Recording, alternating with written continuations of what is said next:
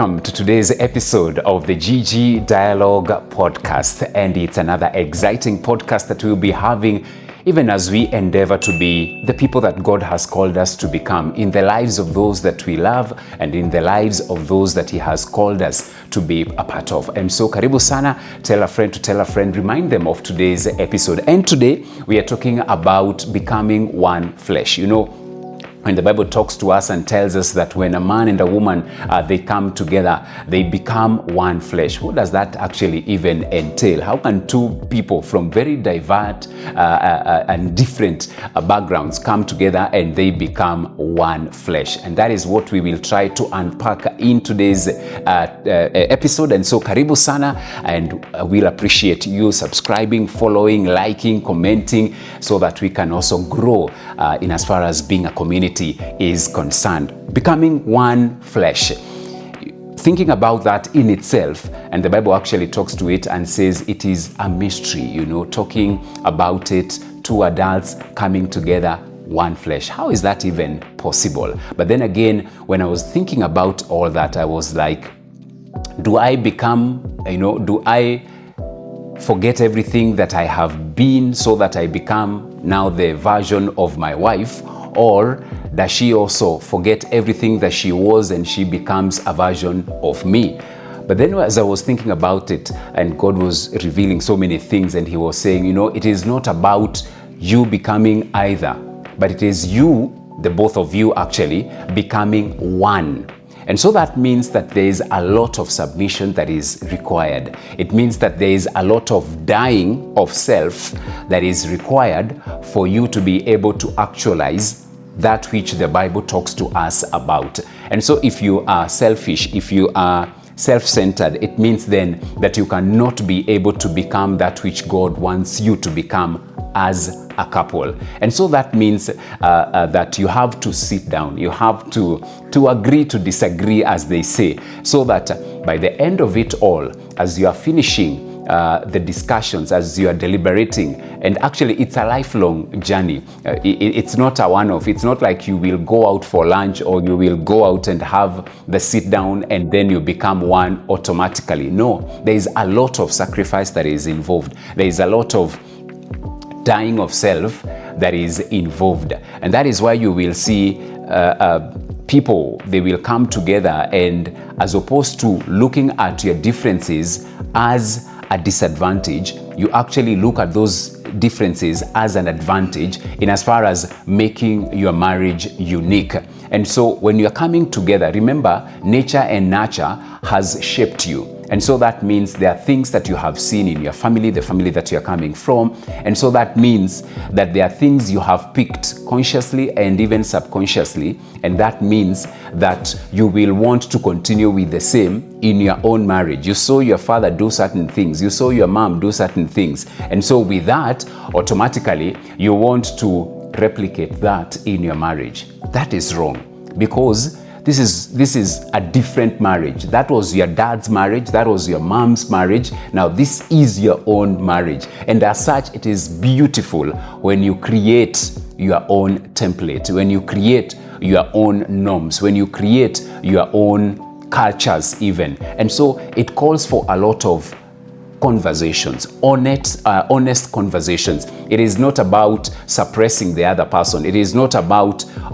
overriding or overlooking the other person. Not at all. It is about coming out of it as a better people, as a better couple, because you're in it for the long haul. Until death do you part, my friend. And so that means that you have to thrive, you have to succeed in that marriage, that when you get into that marriage, that you want the very best for your spouse. And so when it becomes one flesh, what does that even mean as well? It means that when you are one flesh, you will want the very best for your spouse, because you are one flesh. So how do you hurt yourself? Because hurting your spouse is actually hurting yourself, because biblically you are one flesh. So you are supposed to look for the betterment of your spouse. You're supposed to look for the joy of your spouse. You're supposed to look for the very best of, you are always thinking about your spouse. You're not looking at yourself. And that's why I said there is a lot of dying of self that is required when you become one flesh. And so every morning that you are waking up, every day that you are waking up, you are there asking yourself, how can I make my spouse better today? How can I make my spouse happy today? You're not looking for your own happiness. Not at all. You are looking at the happiness of your spouse, because they left their mother's place, they left their father's place, and they have now come and they are joined together with you. And so that means that you want the very best for them. And that's why for me, I want the very best for my wife. And so I will always be thinking of how I can make her better. I want her to look better than when she was with her parents. I want her to glow. I want her to wear the very best. Why? Because she is part of me. We are now one flesh. And so with that, it means then that I want the very best for her. I want her to thrive in her career. I want her to thrive in her business, in whatever that she is doing. I'm supposed to be her biggest and the greatest cheerleader. And with that, it means then that as I wake up every morning, I am thinking about my wife. Why? Because I made a choice. It's a choice I made of getting married. And when you make that choice of getting married, biblically and in a godly way, it means then that you are to conform to certain standards that the Bible has set out for us. And one is that one of becoming one flesh. And so you cannot thrive if you are selfish. In marriage, you will not thrive. In marriage, you will not succeed if you are only thinking about me, myself, and I. It is all about thinking about your spouse. It is about making them better as well. They are and they become now your responsibility. You are a wife out there and you are asking how? Yes, you have become one flesh. And so that husband that you are looking at, you are to encourage them. That husband that you are looking at, you are to make them better. You are to share ideas that you have. You are to push them to become the best version of that man that God has created in them. At the end of it all, and my wife keeps reminding me of this, that a time is coming that you will give an account. You know, she will give an account of what she did with my life.